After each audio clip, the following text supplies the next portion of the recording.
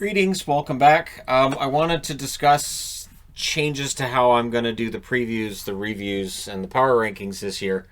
This is also kind of an introduction for people who might be newer to the channel, that the last time I did regular season games, they weren't subscribers. So during the playoffs, of course, I get in depth with every single game. During the regular season, I don't have time for that.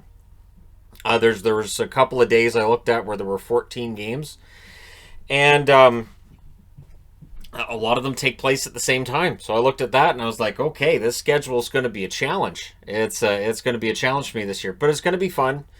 And after all these days off from regular season games from March 11th until now, I'm ready. It'll have been over 10 months by the time we get a regular season game in. So you'll notice 1, 2, 3, 4, 5, 10, 15. I'm not going to need the fourth column because we don't have 40 teams in the league, so I don't need to worry about 20 game days, which means it's 15 games that'll end here. I may put something else in this column here. I may. The reality is that when it comes to previews and reviews, the videos don't perform well past that first day, and it makes sense, right? So reviews, generally, the day after the game's done, that video's dead. Previews are even worse. Previews, you post them first thing in the morning, and then when the games start, the previews are done. So I want to keep them short. I want to keep them short and sweet, to the point. Have a logo for each team on the board.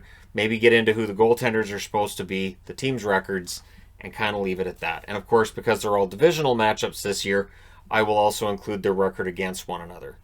But I want to keep it as simple as possible, because there were times last year where a preview might be 20, 25 minutes. And on a Saturday night, if I had to do a Sunday preview because we had matinee games, and I was doing the power rankings as well on Saturday night, I might be up doing videos till 1:30 in the morning. And the preview usually was one that would take just as long to set up as it would take for me to set up any other board. And I wanted to make it simple this year. So this will free me up to be able to do other videos and keep it simple. And during the season, there are times where people worry about me burning out. Considering there won't be any days without games over 116 days, I have not really concerns, but I do want to make sure that I've got this set up in a way that it's relatively easy for me to do. So the previews, all 15 games here, and then stuff over here. And of course, I have to remember the camera's angle might be wide and all that, but it's only a certain width and all that. We'll get into that with the power rankings board as well, but that's how I'm doing the previews. Review boards are going to depend. If there's only 1 or 2 games on in a given day, then I'll do the long form like I was doing for the World Juniors this week. Then I'll do the long form reviews for the games. If there's more than 2, I'll be using one of these boards. Now I've got 4 of these boards made up. You'll see 4 games on the board. You can't have more than 15 games. So having 4 boards made up means I'm covered. And I'm also covered for next year, which is kind of nice because that means I don't technically have to take these boards during the off season, or take these boards apart during the off season. I will, but I don't have to. I will because that's what I do. But so this is the 4th board. You'll notice that I've made the lines a little bit closer together. So I have this column here off to the right. This I may use for updating the standings. I may use it for just, tracking a couple of little things. I wanted to make sure there was one board where I could track things. This will probably be the board I use on any given day that there's 4 games or less. So other than that, there's going to be days where all 4 boards are called for and utilized, and I'm all set for that. But I've got 4 boards made up. Just tape them off. I started taping them off last season. I find that just makes it cleaner. I used to just draw the lines on with a marker on any given day, but then I started trying to make it so I can get 6 games on a board, and it doesn't work. It's not a good idea.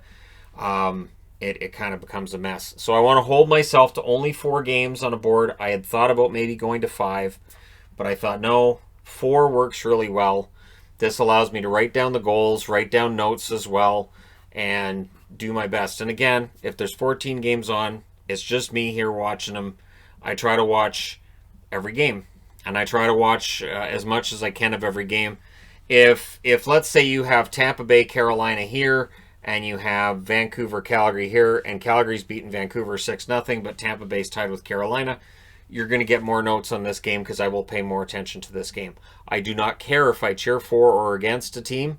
I will watch the games that are closer the most. That's just the way that works.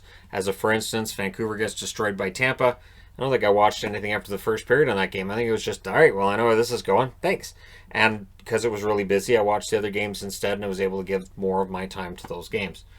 So the previews, I'm intending to keep it to, I'm going to say, maybe 30 seconds a game, maybe 45, maybe a minute, which means the longest that a preview would be is 15 minutes.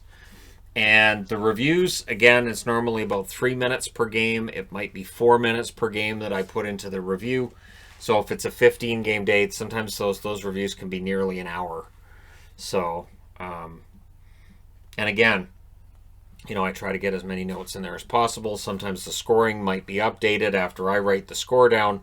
So who actually scored the goal might change from what it was at the time. I do my best to make sure that's updated where I can. But when you're writing all the notes after, and then as soon as the games are done, the review goes up. I'm not going through all the scoring and making it so potentially I started even a half an hour later than that. On the really busy days, it's just all right. But I'm kind of, there are some interesting days in this schedule where it's 1 or 2 games, and I'm looking forward to that. And the challenge of trying to follow so many games at once again. I haven't had to do that in 10 months. During the playoffs, remember, that was in a bubble atmosphere. There wasn't more than 2 games on at a time.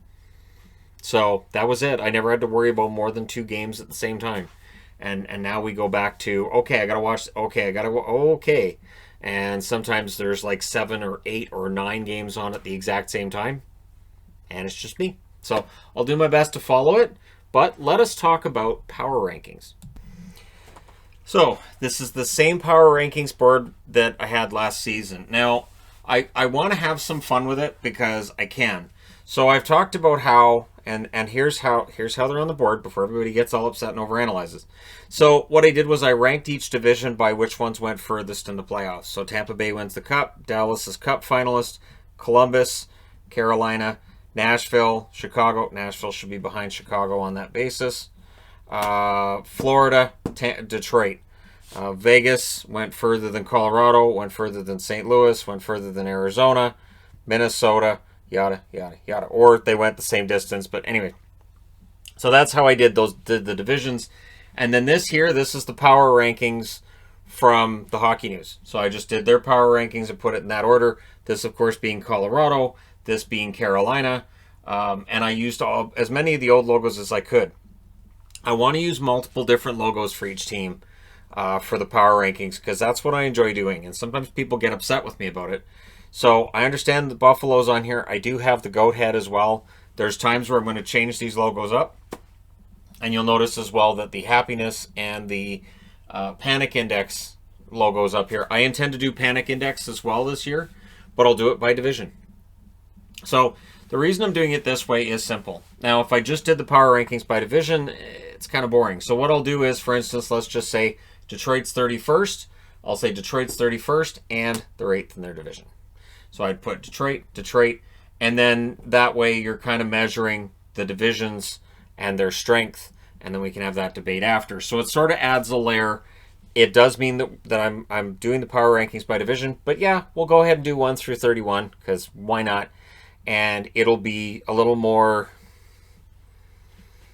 difficult to predict than normal because, again, some divisions are going to be tougher than others. Now, over here where I've got all the various smaller logos, I have games of the week. This will be for the games that I enjoyed the most that week. So on that week, I'm trying to decide whether I want to do it day by day. The problem with that, of course, is some days we only have 1 game. Maybe we only have 2. So that's not going to work. But it may just be, like, say, the 7 games I enjoyed the most that week and why. Something along those lines. Current playoff matchups I'll keep track of because, again, it's divisional. It's like 4 leagues instead of 1 big league. And so I'll keep track of the divisional matchups here. On the very far right here, which is going to be the hardest to find on camera, that's the top 10 record, or the record in their last 10. And so For me, the record in the last 10 is more of a measure that I like to use when I'm talking about the power rankings. It doesn't really need to be on this side of the board. So I said, no, power rankings should be on this side of the board.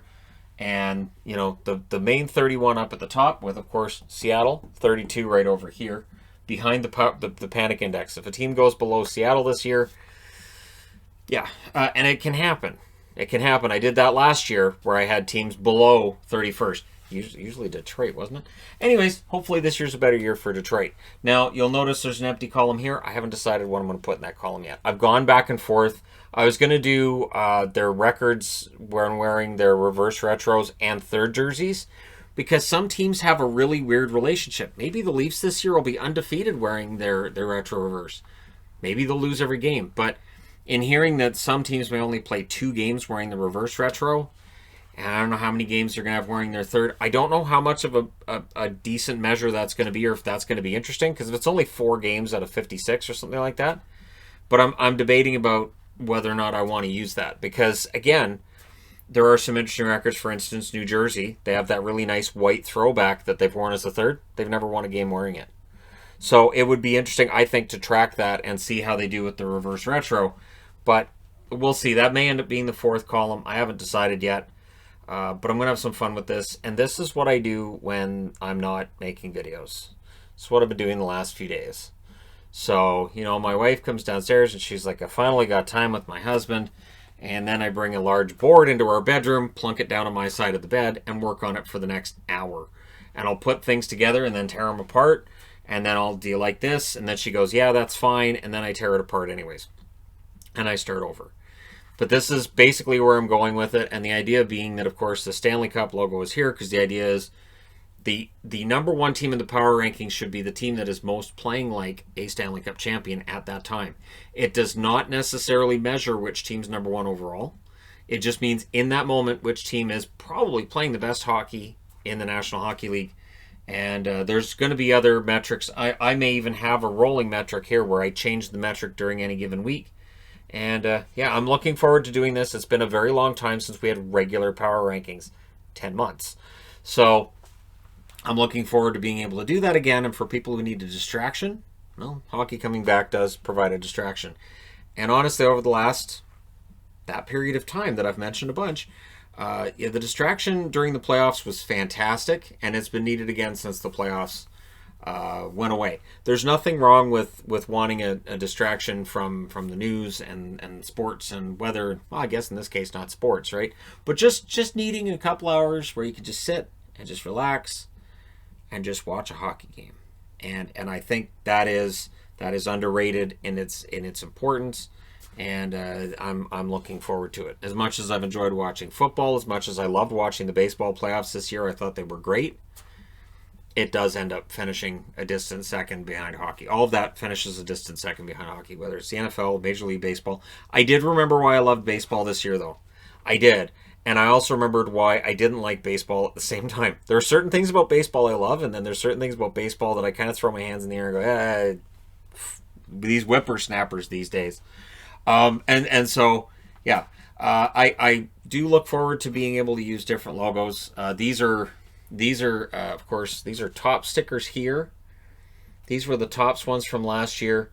And then these are a set that I got. I think these were old Paninis, a set that I got not too long ago. But I have a bunch of sets of magnets. And for people wondering, I make them myself. In general, these are actually from the first ones that Yvonne made. These were from foil on these like Kinder Egg, like giant Kinder Eggs that they have every year that are NHL. And you get like little hockey things in them. But yeah, so she went through and actually, she put glue over the top of these so that they wouldn't all peel up, and put them on cardboard and then threw them on magnet sheets. And now what I do for the most part is, like, for instance, this one. I ordered this set of stickers through Amazon, and then I just slapped them on a magnet sheet after I put them on a piece of cardboard. So it's a very simple process. And I do enjoy doing that because, again, I know there's not like the big crazy graphics that you see elsewhere or anything.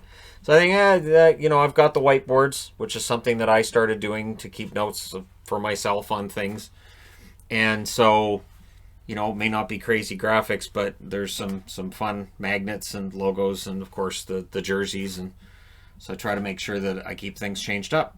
And in between now and when the season starts, I'm also hoping for a power rankings this weekend, and it all depends on mail and whatnot. I may be able to do a power rankings for the 31 reverse retro jerseys, because they all may end up being here by Saturday, but no guarantees on that with the postal service being as it's been.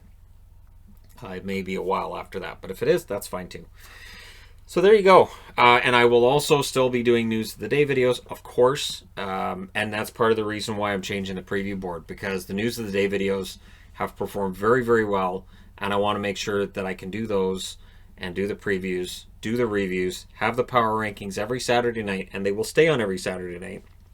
Meaning that on Saturday night, I know the first Saturday, I think it's 14 games, so I'll watch all 14 games, do the review, which is going to take probably almost an hour, and then the power rankings, which normally take about 25, almost 30 minutes in some cases, and then the preview for Sunday if there's matinee games as well. So Saturday nights can be kind of late and kind of busy, but I've kind of missed that.